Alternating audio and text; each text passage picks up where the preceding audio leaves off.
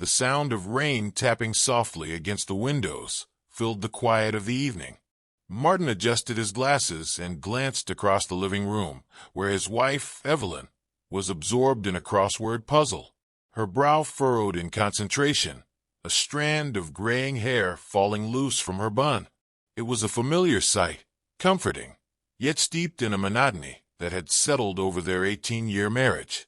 He sighed, rising from his recliner to clear the remnants of dinner.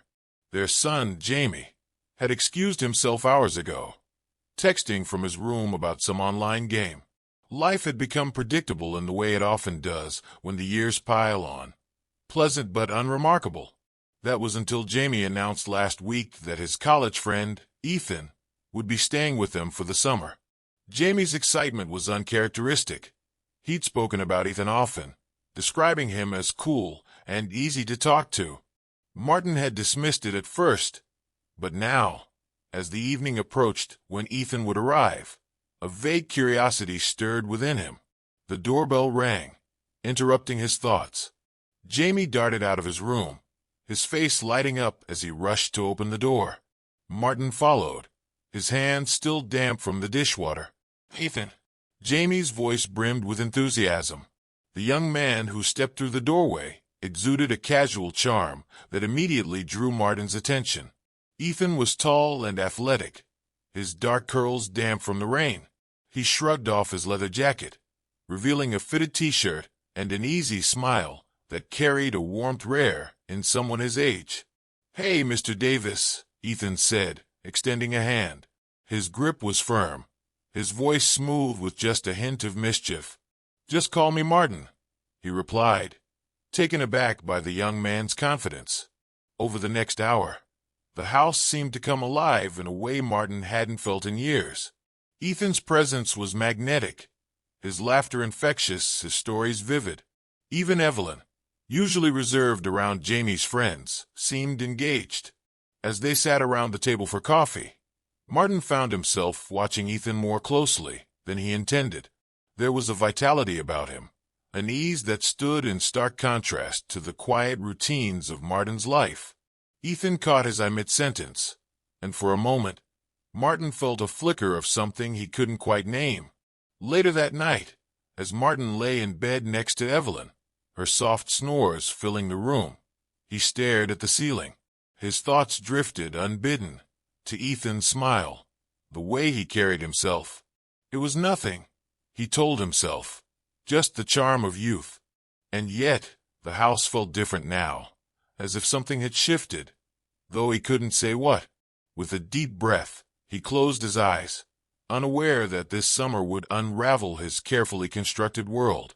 The days settled into an easy rhythm after Ethan's arrival, though Martin found himself lingering more than usual in the spaces Ethan occupied. In the mornings, while Evelyn prepared breakfast, Martin would find reasons to linger in the kitchen, exchanging casual conversation with Ethan over coffee. Ethan was disarmingly open, his laughter often breaking the quiet of the house. "You must have been a rebel back in the day," Ethan teased one morning, catching Martin off guard. "Hardly," Martin replied with a chuckle, stirring his coffee to mask the flicker of self-consciousness. "I was more of the bookish type. Not much of a rebel." Ethan leaned back in his chair, his grin playful. "I don't buy it. But you've got stories." The comment lingered with Martin long after Ethan had gone outside to shoot hoops with Jamie. It wasn't just the words, it was the way Ethan had said them, with a teasing familiarity that unsettled and intrigued him in equal measure. That evening, Martin found himself drawn to the living room, where Ethan sprawled on the couch, a book balanced on his knee. Jamie had retreated to his room, and Evelyn was on the phone with her sister. Martin hesitated in the doorway, unsure of his intentions, before stepping inside. "Didn't peg you for a reader," Martin remarked, nodding toward the book. Ethan looked up, his lips curving into a small smile. "I like surprising people." Martin sat across from him, the air between them quiet but charged.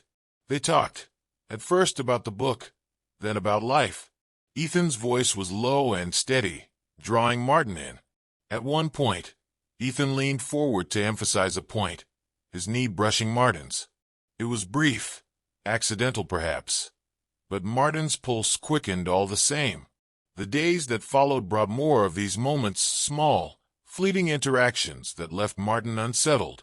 Ethan seemed to gravitate toward him, seeking his input on trivial matters or casually joining him for a beer on the back porch. "Do you ever feel stuck?" Ethan asked one night, breaking the silence. They sat side by side on the steps, the summer air heavy with the scent of grass and distant rain. Martin hesitated. "What do you mean?" Ethan shrugged, staring out into the dark yard. "Like life's this loop. Same thing, different day. Sometimes I think about breaking out of it, just to see what's on the other side." Martin didn't reply. He couldn't. The words struck too close to home, and the way Ethan's gaze lingered on him afterward felt like a challenge, or an invitation. Later, as Martin climbed into bed, his heart was unsteady. He told himself it was nothing, that he was reading too much into Ethan's charm. And yet, the weight of those moments clung to him, as if something irrevocable had been set in motion. The night was unusually quiet, the kind of stillness that magnifies every sound. Martin stood in the kitchen, staring at the glow of the microwave clock. The rest of the house was asleep, or so he assumed. He hadn't been able to settle, his thoughts a tangle of guilt and something he was too afraid to name. He startled at the sound of soft footsteps behind him. Turning, he saw Ethan in the doorway, barefoot and tousle-haired, wearing a loose tank top and sweatpants. "Couldn't sleep?" Martin asked, his voice quieter than he'd intended. Ethan shrugged, leaning against the doorframe. "Too hot upstairs. Thought I'd grab some water." Martin nodded and reached for a glass, filling it from the tap before handing it to him. Their fingers brushed, the brief contact sparking a jolt that neither of them acknowledged aloud. Ethan didn't pull his hand away immediately, and Martin froze, the air between them charged and fragile. "You've been quiet lately," Ethan said, his voice soft but probing. Martin's chest tightened. "Just a lot on my mind, I guess." Ethan set the glass on the counter, his gaze steady and searching. "Is it me?" The directness of the question caught Martin off guard. He opened his mouth to respond, but no words came. The truth hung heavy in the silence, unspoken but undeniable. Ethan stepped closer, his movements deliberate. "I see the way you look at me, Martin. You're not as subtle as you think." Martin's breath hitched. He wanted to deny it, to laugh it off, but the words wouldn't come. His hands gripped the edge of the counter, as if it might anchor him to reason. "This isn't," Martin started, but his voice faltered when Ethan reached out, fingers grazing his forearm.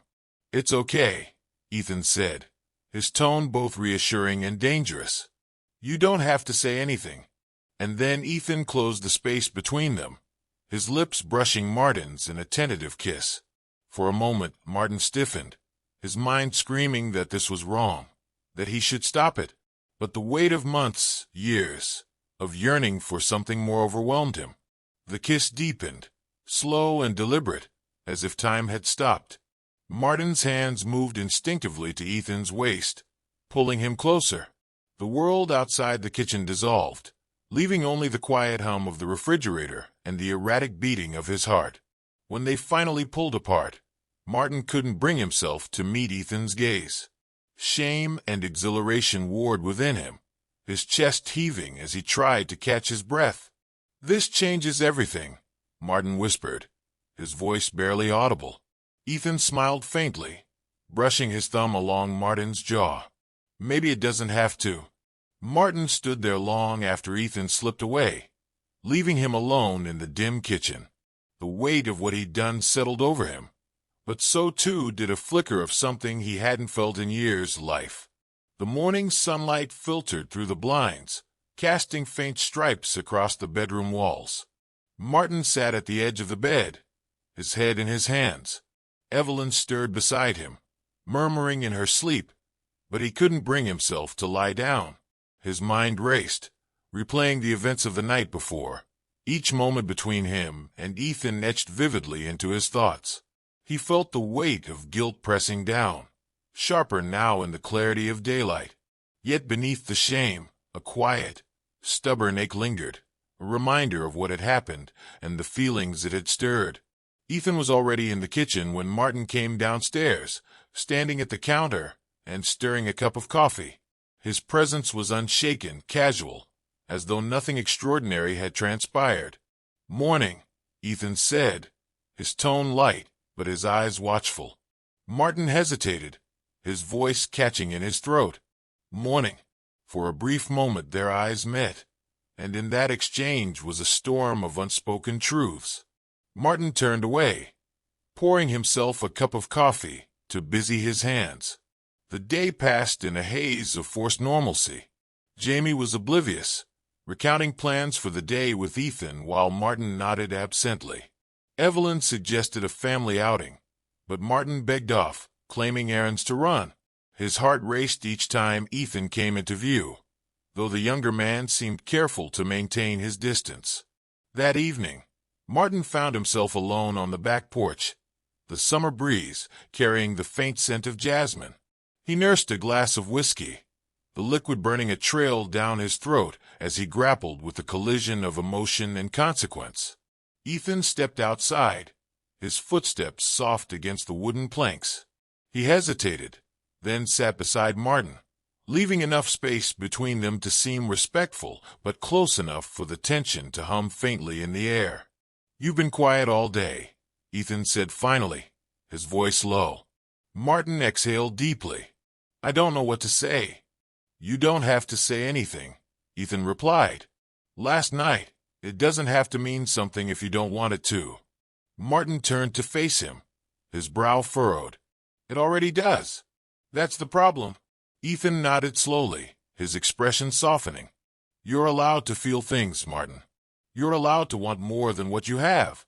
Martin looked away, his chest tightening. Wanting more doesn't make it right. For a while, neither of them spoke. The crickets chirped in the distance, filling the silence with their rhythmic song.